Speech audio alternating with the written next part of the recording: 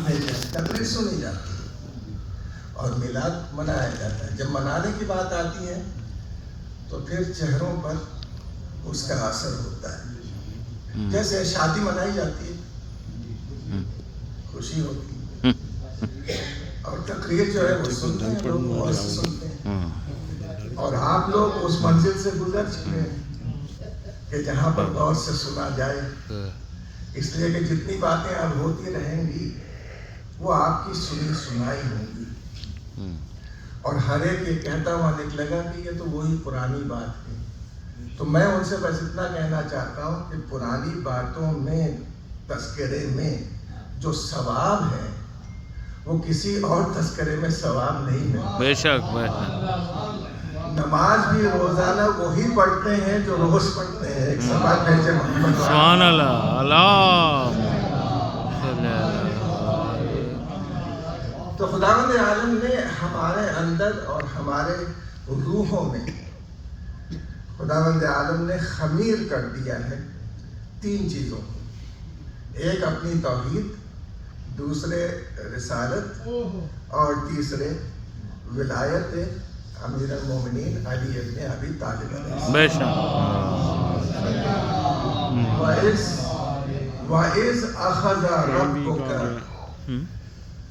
جب نکالا تمہارے پروردگار نے من بنی آدم، بنی آدم سے، من ظہورہم، ان کے پشتوں سے، ان کے سلبوں سے، ذریتہم، اور ان کی ذریت کو نکالا. اور نکالنے کے بعد اشہدہم علی انفسہم، ان کو گواہ بنایا ان کے نفسوں پر، اور یہ کہا کہ الست بربکم، کیا میں تمہارا پروردگار نہیں ہوں؟ سب نے جواب دیا بلا.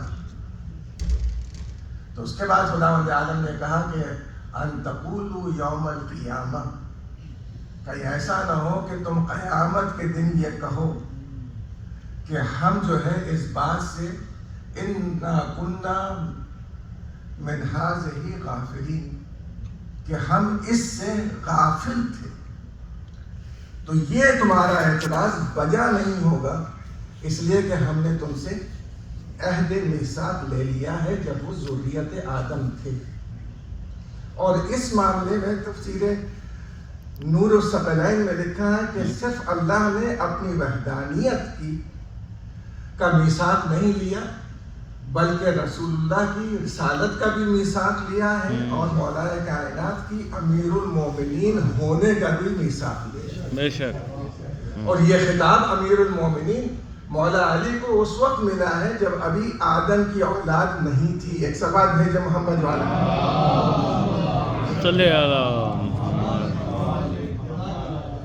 یہاں تک تو آپ کی بات، میری بات ہو گئی. اب میں آپ کی بات کر رہا ہوں. آپ ذرا اندازہ لگائیں کہ آپ کی دنیا کتنی بڑی ہے. یوں اٹھا کر اپنے سر دیکھتے ہیں تو ایک جھلک آ جاتی ہے آپ کے سامنے رات کے سناٹے میں، ملکی وے کی تھوڑا سا حصہ، اس لیے کہ آپ ملکی وے کے کنارے ہیں. اور جو نئی ریسرچ ہے، جو آپ کے ویب نے جو تحقیق کی ہے، ایک نیا ستارہ انہوں نے تحقیق کیا ہے جس کی روشنی ان تک اب پہنچی ہے، اور اس میں لگے ہیں 3.8 بلین ایئرس. 3.8 billion years. اس کو آپ سمجھ رہے ہیں نا، 3.8 بلین. اب اس کو جو ہے ملٹیپلائی کیجیے گا. 1 بلین ایئر ہوتا ہے، لائٹ ایئر ہوتا ہے 5.9 ٹریلین مائلز. ایک لائٹ ایئر میں روشنی ٹریول کرتی ہے 5.9 ٹریلین مائلز، اور یہاں پہ جو ستارہ ہمیں ملا ہے وہ 3.8 ملین لائٹ ایئرز دور ہے. تو آپ اندازہ لگا رہے ہیں کہ دیکھی ہوئی کائنات، جو کائنات دکھائی دے رہی ہے، اس کی وسعت اب تک اتنی ہوئی ہے، اور سائنس یہ کہہ رہی ہے کہ اس سے بھی آگے ہے جس کا ہمیں پتہ نہیں ہے۔ جیسے جیسے روشنی ملتی رہے گی ویسے ویسے پتہ چلتا رہے گا۔ بس سائنس سے میں یہی کہنا چاہتا ہوں کہ تم روشنی ملتے جائے اور تحقیق بڑھاتے جاؤ۔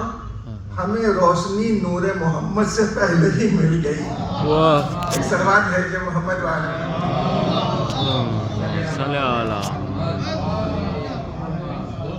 تو آپ وسعت کتنی ہے آپ اندازہ لگائیں کتنی وسعت ہے، مجھے نہیں معلوم ہے کتنی وسعت آپ اپنے ذہن میں لا سکتے ہیں۔ یہ تمام کی تمام موجودات، تمام کی تمام فزیکل بینگز، فزیکل چیزیں، میٹیریل چیزیں، جب امام سے پوچھا گیا تو امام نے کہا کہ یہ کرسی میں ہے۔ وسع کرسیہ السماوات والارض، زمین اور آسمان کے اوپر کرسی جو ہے وہ وسیع ہے۔ کرسی، آپ اس کو کرسی نہیں کہتے، اس کو ممبر کہتے ہیں۔ کیوں؟ اس لیے کہ جگہ خالی ہے۔ وہاں جب بیٹھتے ہیں اس پہ تو آپ کے پورے وجود کو اپنے اندر سمو دیتی ہے۔ تو جو میٹیریل دنیا کو اپنے اندر سمو دے، اللہ نے اس کو کرسی کہا ہے۔ فاؤنڈیشن جب آپ کسی مکان کا رکھتے ہیں بنیاد، تو پرانے زمانے میں کہتے تھے کہ مکان کی کرسی رکھ دی۔ کیا مطلب یہ ہے کہ کرسی رکھ دی؟ اس کا مطلب یہ ہے کہ جتنے حصے میں بنیاد رکھی ہے اسی میں مکان ہوگا، اس سے پھیلے گا نہیں۔ تو وسع کرسیہ السماوات والارض، زمین اور آسمان کے اوپر وسعت رکھتی ہے، یعنی گھیرے ہوئے ہے اللہ کی کرسی زمین اور آسمان کو۔ جب امام سے پوچھا گیا کہ اس کرسی میں کتنے ستارے ہیں، تو امام نے یہ کہا کہ سمندر کے کنارے جاؤ یا صحرا میں جاؤ اور ایک نظر دوڑاؤ، جتنے مٹی کے اور سینڈ کے ذرات ہوں گے اتنے ہی کہکشاں ہیں، اتنے ہی کواکب ہیں۔ دیکھ رہے پورا سائنس بتا رہے ہیں۔ اور اس کے بعد اس نے پوچھا کہ مولا یہ بتائے کہ ہماری دنیا یعنی ارتھ اس کے مقابلے پر، کرسی کے مقابلے پر کیسی ہے؟ تو امام نے یہ کہا کہ جیسے ایک صحرا میں، ایک ڈیزرٹ میں آپ ایک حلقہ چھوٹا سا جو انگلی میں پہنتے ہیں ڈال دیں، تو جو وہ حلقے کی کیفیت ہوگی اس لقو دق صحرا میں، وہی زمین کی حیثیت ہے اس کرسی کے اندر۔ کرسی کے بعد ہے میٹا فزیکل ورلڈ۔ یہاں میٹا فزیکل ورلڈ جو ہے اس کو گھیرے ہوئے ہیں عرش الہی۔ کرسی عرش الہی کے اندر ہے، میٹا فزیکل ورلڈ بھی عرش الہی کے اندر ہے۔ اور جب امام سے پوچھا کہ عرش الہی میں کرسی کتنی ہے، تو امام نے وہی مثال دی جیسے لقو دق صحرا میں ایک حلقہ پڑا ہوا ہو۔ اب آپ کائنات کا اندازہ لگا رہے ہیں۔ اور اس کے بعد جو ہے اللہ یہ کہہ رہا ہے کہ میرے 8 ملک ایسے ہیں جو عرش کو اٹھائے ہوئے ہیں، حاملان عرش۔ اتنا فاصلہ آپ طے کریں، یہ تو بہت بلینز آف ایئرز لگائے گا جو وایجر گیا ہے کہ کہیں پہنچے۔ اور یہاں اندازہ لگائے کہ عرش کے اوپر سدرۃ المنتہا سے آگے ایک رسول جا رہا ہے، چشم زدن میں زنجیر در ہل رہی ہے، وضو کا پانی بہ رہا ہے، اور سیر کر کے واپس آ گئے ہیں اور پورے واقعات بیان کر رہے ہیں۔ اس کا مطلب کیا ہوا؟ اس کا مطلب یہ ہوا کہ جہاں رسول پہنچے ہیں وہ نہ اسپیس ہے وہاں پر، نہ ٹائم ہے وہاں پر۔ جب اسپیس اور ٹائم سے باہر پہنچ جائے تو پھر وہاں پر یہ گنا نہیں جاتا کہ کتنی دیر لگی جانے میں اور کتنی دیر لگی آنے میں۔ ایک سوال بھیجے محمد والے۔ یہاں تک آپ نے میرا ساتھ دیا، خدا کا شکر ہے۔ اب میں آپ سے ایک جملہ کہنا چاہتا ہوں، یہ پوری کائنات، کرسی اور عرش سب ملا کر اس کا مولا کون ہے؟ اللہ ہے. اور رسول غدیر میں یہ کہہ رہے ہیں اللہ میرا مولا ہے اور میں تمہارا مولا ہوں، اور جس کا میں مولا ہوں اس کا یہ علی مولا ہے. بے شک سبحان اللہ. اب ولایت مولا کائنات کا آپ اندازہ لگائیں. یہ مسلمان یہ سمجھتے ہیں کہ صرف مدینے کے مسلمانوں کے لیے اس خلافت کے چکر میں چھوڑی مولا کائنات جس کے اشارے پر سورج پلٹ آئے، جس کے کہنے پر جب مدینے کے زلزلہ رک جائے، جس کی دعا سے بارش ہو جائے، یہ اس چھوٹے سے خلافت کو مانگنے کے لیے جائیں گے؟ کہ یہ خلافت، اس سے بڑی خلافت تو علی نے اپنے نام پر سے صدقہ کر دی ہے آدم کے لیے. ایک سبب ہے جماعت صلی اللہ.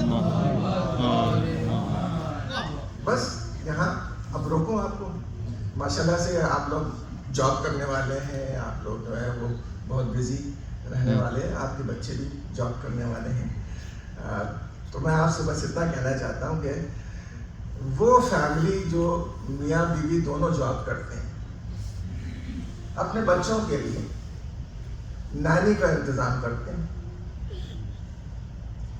کبھی آپ نے سنا، کمیونٹیز میں رہتے ہیں نا کچھ لوگ، آپ میں سے کمیونٹی ہوتی ہے، گیٹ لگا ہوتا ہے اس میں. کبھی آپ نے یہ سنا ہے کہ آپ کسی نے کمیونٹی والوں سے کہا کل میرے گھر آ جانا، مجھے ایک نانی کی ضرورت ہے، الیکشن کریں گے، الیکشن کریں گے اور جو چن دیا جائے گا وہی میرے بچوں کے لیے نانی کا کام انجام دے گا. کبھی آپ سے سنا؟ نہیں، ہم نے کبھی نہیں سنا. کہا کیوں نہیں سنا؟ کہا اس لیے کہ باپ کو اختیار ہے اور ماں کو اختیار ہے کہ وہ اپنے بچے کی تربیت کے لیے اپنے لحاظ سے جو مناسب ہو اس کو تلاش کرے. جو وہ اپوائنٹ کرتا ہے، سیلیکٹ یا الیکٹ نہیں کرتا. اللہ جو ہے رب ہے. رب کے معنی ہے تربیت کرنے والا. جس طرح سے آپ کے ایبسنٹ ہونے پر آپ کا ریپریزنٹیٹیو آپ کے بچوں کی دیکھ بھال کرتا ہے، ویسے ہی اللہ کی غیبت میں اللہ کا کام انجام دینے والا رسول ہوگا، اور رسول کے بعد امام ہوگا. اور ان دونوں کو الیکشن سے نہیں لائیں گے، بلکہ ان دونوں کو لائیں گے تو اللہ کے انتخاب سے لائیں گے، اپنے الیکشن کے ذریعے سے نہیں لائیں گے. ایک سلام بھیجیے محمد